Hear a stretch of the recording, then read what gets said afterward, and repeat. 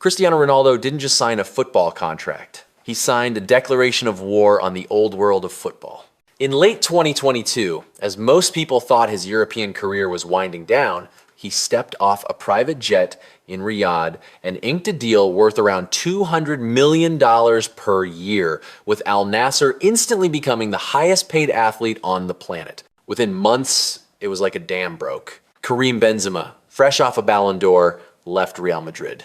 N'Golo Kanté, the engine of Chelsea's midfield, left London. Sadio Mané, Riyad Mahrez, Ruben Neves, Sergej Milinković-Savić, Roberto Firmino, Fabinho, Jordan Henderson. One by one, names you'd expect to see in the Champions League were suddenly posing in front of Saudi club logos. Saudi clubs dropped nearly $1 billion in a single summer, buying almost 100 players from Europe. Bids of 300 million euros for Kylian Mbappe.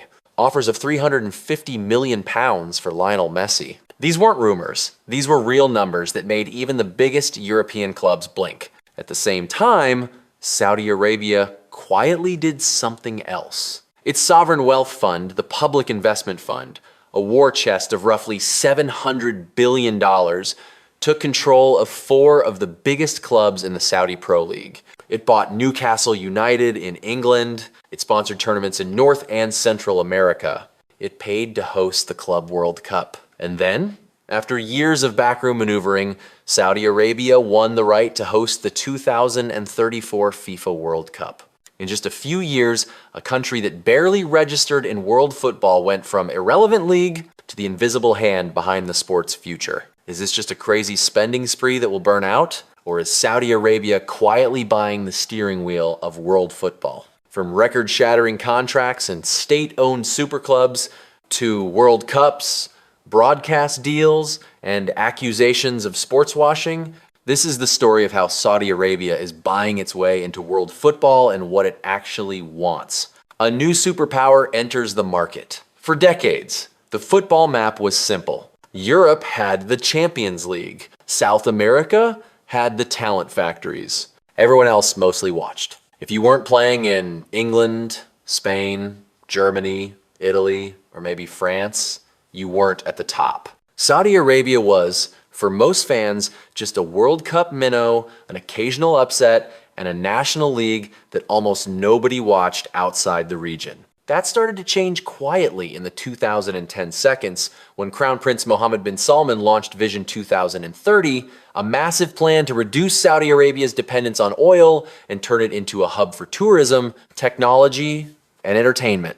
Sport, and especially football, was chosen as one of the main tools. Why football? Because football is the global language. You can't get billions of people to watch your political speeches, but you can get billions of people to watch Cristiano Ronaldo celebrate a goal in your stadium. Vision 2030 wasn't just about having a fun league. It was about rebranding the country, diversifying the economy, creating jobs, and projecting soft power. To do that, Saudi Arabia decided on a very simple strategy. If football is a market, we will become the richest customer. The $200 million signal. The first real shockwave was Cristiano Ronaldo. Clubs outside Europe have been paying big salaries for years. MLS, China, Qatar. But Ronaldo's deal with Al-Nassr, reportedly worth around $200 million per year, including commercial and image rights, was something else entirely. It did 3 things at once. 1.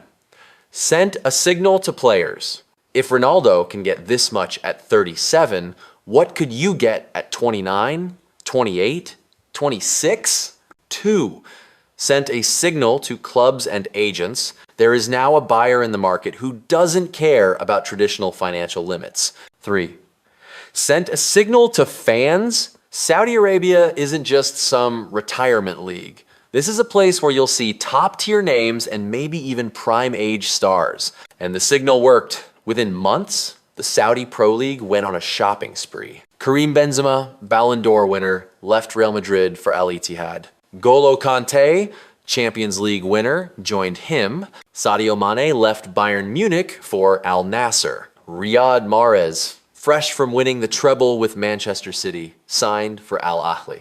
Ruben Neves, Still in his mid-22nd and linked with big Premier League clubs, went to Al-Hilal. Sergei Milinković-Savić, one of Serie A's most in-demand midfielders, joined him. Meanwhile, Liverpool lost Roberto Firmino, Fabinho, and Jordan Henderson to 3 different Saudi clubs in a single window. By the end of the 2023 summer window, Saudi clubs had reportedly spent close to $1 billion on around 94 players from Europe. But it wasn't just the players who signed. It was the bids that failed, which showed how serious this project is. A reported €300 million offer to PSG for Kylian Mbappe, more than any transfer fee in football history. Rumored package deals worth hundreds of millions for Lionel Messi to join Al Hilal. Even when the answer was no, the message was clear. Saudi Arabia can now table offers that no one else on earth can match. Cristiano Ronaldo himself later said that the Saudi league could become one of the top 5 leagues in the world, and that it is already better than MLS. At first, people laughed. But as the talent list grew longer, the laughter started to sound a lot more nervous. The war chest behind the clubs. So where is all this money coming from? Yes, some Saudi club owners are rich on their own, but the real engine behind this entire project is one institution. The Public Investment Fund, PIF. PIF is Saudi Arabia's sovereign wealth fund. Think of it as the kingdom's giant savings and investment account, worth roughly $700 billion. In October 2021, PIF made a move that shook English football. It bought Newcastle United. Overnight, a club that used to complain about a stingy owner suddenly had one of the richest backers in world sport. Newcastle fans celebrated, human rights groups did not. Critics called it a textbook example of sportswashing using a beloved club and a passionate fan base to soften the image of a state with a controversial human rights record. But that purchase was just a preview. In 2023, PIF went further and took a 75% stake in 4 of the biggest clubs in the Saudi Pro League. Al-Nassr, Al-Hilal, Al-Ittihad, Al-Ahli. Officially, the idea was to privatize and professionalize these clubs, clean up debts, and make them attractive to investors. In practice, it meant something else. The same state fund that owns a Premier League club now controls the 4 most powerful teams in its home league too. Add to that, PIF's partnerships with CONCACAF sponsoring North and Central American competitions, a commercial deal to become an official partner of the expanded 32-team Club World Cup, and Saudi oil giant Aramco joining as a FIFA World Cup sponsor. Step by step, Saudi state-linked money went from owning clubs to sponsoring confederations to backing FIFA's biggest tournaments. This isn't just about having good football at home. It's about being wired into football's global decision-making system. Buying the stage, World Cups, Super Cups, and global tournaments. It's one thing to buy players. It's another to buy the stage they perform on. Saudi Arabia has been doing both. First came club and league deals. The Spanish Super Cup, historically a domestic match in Spain, suddenly started being played in Saudi stadiums, with Real Madrid and Barcelona flying in to play in front of Saudi crowds. Friendly matches and mini-tournaments brought top European clubs to Riyadh and Jeddah for glamorous one-off games. Broadcasting deals spread the Saudi Pro League to over 180 countries, with streaming platforms like DAZN showing Saudi matches live every week in the UK and other markets. But the biggest prize was always the FIFA World Cup. After the controversial 2022 World Cup in Qatar, attention turned to 2034. Very quickly, Saudi Arabia emerged, not just as a candidate, but as the only realistic bidder. Countries that might have challenged, like Australia, either pulled out or never fully materialized a bid. Critics argued that the process was effectively shaped around Saudi Arabia from the start, helped by years of relationship building with FIFA President Gianni Infantino, voting alliances, and a huge wave of sponsorship money flowing into football from state-linked companies. When FIFA finally announced that the 2034 World Cup would be held in Saudi Arabia, it felt less like a surprise and more like the final step in a long-planned strategy. At the same time, Saudi money helped bankroll the new expanded Club World Cup format, turning what was once a small annual tournament into a massive global event with $1 billion commercial footprint. So you have to ask, When the companies sponsoring the World Cup, the fund backing the Club World Cup, and the owners of multiple clubs all trace back to the same state, who really holds the power in football? Sportswashing or strategy? None of this has happened quietly. As the contracts exploded and the deals multiplied, so did the criticism. Human rights organizations like Amnesty International and Human Rights Watch have repeatedly called Saudi's sports push a form of sports washing, using beloved events and superstars to distract from issues like political repression, restrictions on free speech, the killing of journalist Jamal Khashoggi, the treatment of activists and dissidents. After Khashoggi's murder in 2018, Saudi Arabia was widely shunned by many Western leaders and brands. Fast forward just a few years and state-linked companies sponsor global tournaments. Top athletes pose with the crown prince. World leaders who once denounced the regime now shake hands and sit in VIP boxes at events. Newcastle's ownership sparked protests from some fans and condemnation from NGOs. Leaks about club kits using Saudi national colors were described as an attempt to merge club identity with national branding. From this perspective, football is not just a business opportunity. It's a reputation management tool. But Saudi officials tell a different story. They point to Vision 2030 and say, we need to diversify our economy. We want to provide entertainment and jobs for a young population. We want to modernize society and open up to the world. Football is how we keep our youth engaged at home instead of them looking abroad. And here's the uncomfortable truth. Both things can be true at the same time. Saudi Arabia can genuinely want to diversify its economy and bring world-class entertainment to its citizens, and also be fully aware that football is the perfect global billboard to soften its image. The shockwaves in Europe, from a distance, this might look like a story about Saudi Arabia alone. Up close, it's also a story about European football's vulnerabilities. For decades, European clubs, especially in the Premier League, were the ones raiding smaller leagues for talent, taking the best from South America, Africa, Asia, Eastern Europe, offering wages that nobody else could match, and then lecturing others about sporting integrity and tradition. Now, for the first time, European giants are feeling what it's like to be on the other side. Coaches and directors in Europe are suddenly dealing with transfer offers that completely blow their wage structures apart. Players in their mid-22nds choosing Saudi Arabia over another Champions League contract. Transfer windows that don't line up, meaning European clubs can lose players to Saudi bids after their own window has closed with no way to replace them. Managers complain publicly. Agents privately are delighted. National team coaches have started drawing lines. When Dutch forward Steven Bergwijn moved to Saudi Arabia in his mid-22nds, Netherlands coach Ronald Koeman warned that national team selection would favor players in sporting leagues over those chasing money. Bergwijn hit back, saying the Saudi league's level is high and the criticism is unfair. Meanwhile, on the pitch, Saudi clubs started giving their own response. When Al Hilal beat Manchester City 4-3 at the Club World Cup, midfielder Sergej Milinković-Savić, who left Lazio for Al Hilal, said, "Let's see now if they will criticize us." In other words, you called us a retirement home. We just beat your champions. What now? Whether that result was a freak or a sign of things to come, it fed into a narrative Saudi Arabia loves. This is not just about money. This is about building a league that can compete, building a football economy. Behind the superstar headlines, Saudi Arabia is also doing something more boring and potentially far more important. It's building the infrastructure of a football industry. Broadcast rights. The Saudi Pro League is being sold to TV and streaming platforms around the world. Sponsors? Companies like Roshen, a PIF-backed real estate developer, have signed multi-year title sponsorships for the league. Club restructuring. Teams are being reorganized as proper commercial entities, with marketing departments, global brand strategies, and long-term investment plans. Even ownership is being diversified, at least on paper.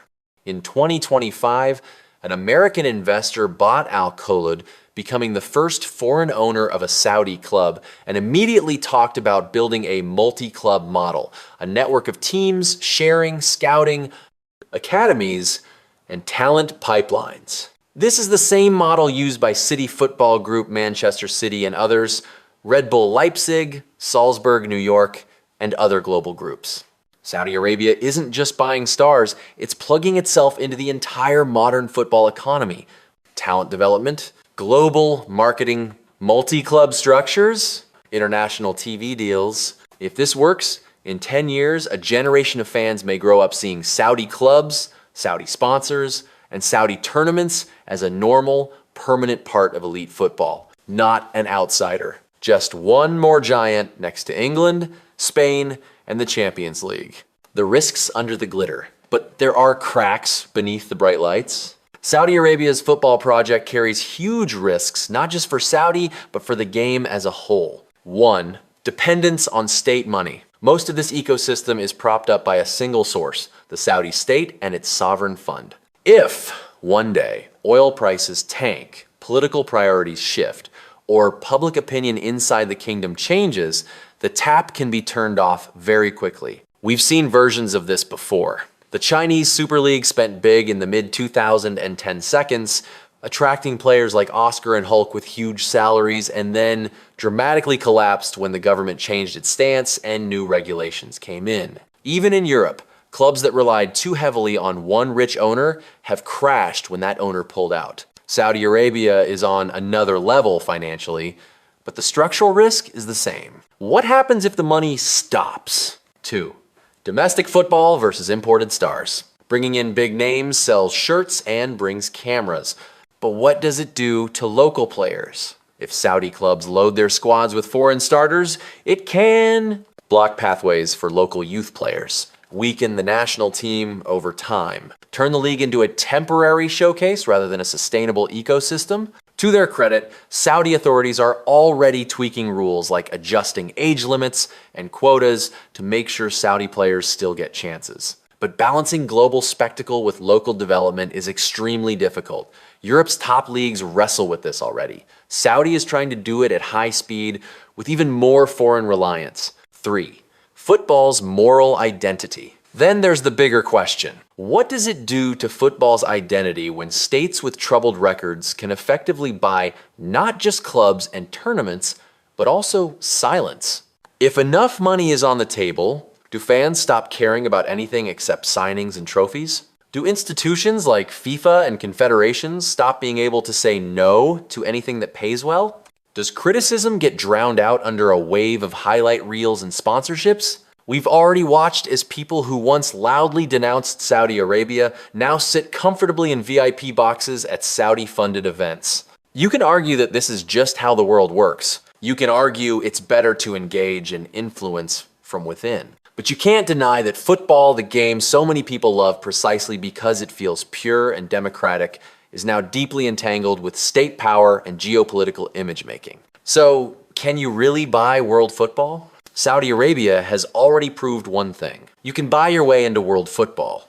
In just a few years, it has signed some of the most famous players of their generation, taken over major clubs at home and abroad, inserted its money into continental confederations, sponsored FIFA's biggest tournaments, and secured hosting rights for the biggest event in the sport, the 2034 World Cup. Whether you like it or not, Saudi Arabia is no longer at the edge of the football map.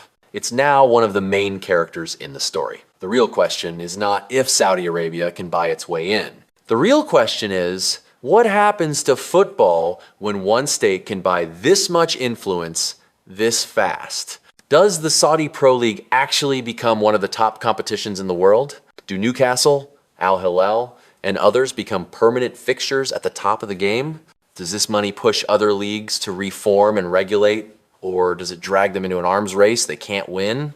And on a deeper level, will fans, in 10 or 20 years, look back at this era and say, this was the moment football truly became a tool of state power? Or will they simply remember it as the era when Ronaldo went to Saudi, everyone laughed, and then Saudi football changed the sport forever? Only time will tell if this is a miracle of strategic investment or the most expensive gamble in football history. If you want a follow-up video where we break down how Saudi's strategy compares to Qatar, Abu Dhabi, and China's failed Super League project, Let me know in the comments and tell me, would you take the Saudi money if you were a player in your prime?